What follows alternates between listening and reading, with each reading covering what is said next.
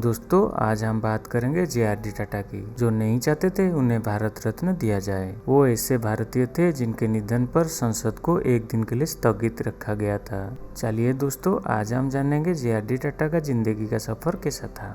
दोस्तों हमारा देश में ऐसे गिने चुने कंपनियां हैं जो देश की आज़ादी से पहले भी मौजूद थे। इनमें से टाटा एक कंपनी है। ये कंपनी 1868 में जामशेदजी टाटा ने शुरू किए थे। उसके बाद उनके बेटे दुर्लभजी टाटा ने 1904 में कंपनी का डोर अपने हाथ में लिए थे। उसी साल उनके घर में एक बेटा पैदा हुआ जिसका नाम जहांगीर रतनजी दादाभाई टाटा रखा गया, जिनको हम जे.आर.डी टाटा के नाम पे जानते हैं। उनको बहुत सारे लोग जे के नाम से भी बुलाते हैं। उनका फ्रेंच थे, इसलिए उनके पास इंडिया और फ्रेंच का सिटीजनशिप था। दुर्लभजी टाटा का साल 1932 में देहांत के बाद 1938 में मात्र 34 की उम्र में जे.आर.डी टाटा को कंपनी का कामकाज संभालना पड़ा था। जे.आर.डी टाटा बहुत सादा सीधा इंसान थे। घर से ऑफिस जाते जाते वो बस स्टॉप से अपने एम्प्लॉय को ऑफिस तक लिफ्ट दे देते थे। 1941 में जे.आर.डी टाटा ने भारत का पहला कैंसर हॉस्पिटल बनाया। यह हॉस्पिटल मुंबई में है। हम इसको टाटा मेमोरियल हॉस्पिटल के नाम से जानते हैं। जे.आर.डी टाटा बचपन से उड़ाजहाज के बहुत दीवाने थे। वो पहला भारतीय थे जिनके पास जहाज उड़ाने की लाइसेंस था। जे.आर.डी टाटा ने 1932 में एक एयरलाइन का शुरुआत किए थे जिसका नाम टाटा एयरलाइन रखा गया था। ये एयरलाइन मात्र 2 प्लेन, 3 पायलट और 3 मैकेनिक को लेकर शुरू किया गया था।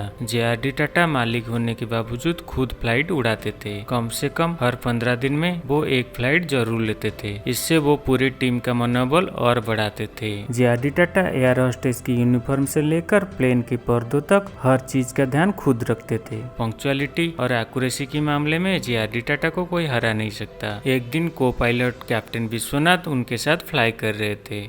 जे.आर.डी ने पूछा ग्राउंड स्पीड क्या है। कैप्टन ने कहा 145 माइल पर आवर स्पीड पे हम उड़ रहे हैं। जे.आर.डी उनके बात में सहमत नहीं थे। उन्होंने अपना कैलकुलेशन लगाए और निकाले कि प्लेन 145.5 माइल पर आवर की स्पीड पे उड़ रही है। इतना एक्यूरेट थे जे.आर.डी टाटा। 1953 में भारत सरकार ने सभी प्राइवेट एयरलाइन का राष्ट्रीयकरण करते हुए एयर इंडिया का शुरुआत किए। जे.आर.डी टाटा इस बातों से बहुत नाराज थे, लेकिन सरकार ने जे.आर.डी टाटा को एयर इंडिया का चेयरमैन नियुक्त किए। एयर इंडिया अपनी पंक्चुअलिटी और हॉस्पिटैलिटी के लिए जाने जाती थी। एयर इंडिया की फ्लाइट स्विट्जरलैंड में सुबह 11 बजे लैंड करती थी। एक दिन एक एयरपोर्ट ऑफिसर ने दूसरे ऑफिसर को पूछा टाइम क्या है। उसने बाहर देखा और बताया 11 बजे हुए हैं। दूसरा ऑफिसर ने बोला बिना घड़ी देखे आपने सही टाइम कैसे बता दिए। ऑफिसर ने बाहर दिखाते हुए बोले देखो एयर इंडिया की फ्लाइट लैंड हो चुकी है। एक्टर दिलीप कुमार साहब अपनी बायोग्राफी में लिखते हैं एक दिन वो फ्लाइट में सफर कर रहे थे। उनके पास एक आदमी बैठे हुए थे जो दिखने में बहुत शांत और सादा सीधा इंसान दिख रहे थे।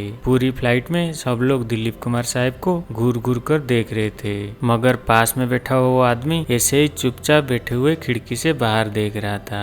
कुछ देर बाद दिलीप कुमार ने उनसे बात करना चालू कर दिए। बातों बातों में दिलीप कुमार ने उनसे पूछे आप फिल्म देखते हैं? उनका जवाब था बहुत कम। दिलीप कुमार ने उनसे बोले कि मैं फिल्म में काम करता हूँ, मेरा नाम दिलीप कुमार है। फ्लाइट से उतरते वक्त वो आदमी दिलीप कुमार साहब को बताया कि उनका नाम जे.आर.डी टाटा है। इस बात से दिलीप कुमार सोचने लगे कि वो आम आदमी दिलीप कुमार के बगल में नहीं बैठा था, बल्कि वो खुद जे.आर.डी टाटा के बगल में बैठे थे। इसलिए दिलीप कुमार अपने बायोग्राफी में लिखते हैं उसी दिन मुझे समझ में आया कि आप दुनिया में कितने भी बड़े बन जाए, हमेशा विनम्र बने रहिए, क्योंकि आप सभी से कोई बड़ा है। इतना महान थे जे.आर.डी टाटा। 1945 में जे.आर.डी टाटा ने टेल्को कंपनी का शुरुआत किए थे। ये कंपनी तभी ट्रक, वैन, बस बनाती थी जिसको हम आज टाटा मोटर के नाम पे जानते हैं। इन्फोसिस की प्रमुख नारायण मूर्ति की पत्नी सुधा मूर्ति बताते हैं कि उन्होंने इंडियन इंस्टीट्यूट ऑफ साइंस से डिग्री लेने के बाद टाटा की कंपनी टेल्को में इंजीनियर की नौकरी का इश्तेहार देखे थे, जिसमें लिखा था सिर्फ पुरुष ही इसके लिए आवेदन भेज सकते हैं। सुधा मूर्ति ने जे.आर.डी टाटा को इस बारे में पत्र लिखकर उनका कंपनी को पुरातन उद्यमपति बताया। जेआरडी ने तुरंत उनको पत्र भेजकर बुलाए और उनका इंटरव्यू करके टेल्को में नौकरी दिए। जेआरडी को सम्मान देते हुए सुधा मूर्ति ने अभी तक अपने ऑफिस की चैम्बर में उनकी तस्वीर लगा के रखे हैं। जेआरडी टाटा जब टाटा कंपनी का चेयरमैन बने तब टाटा सन की कंपनियों की संख्या 14 थी,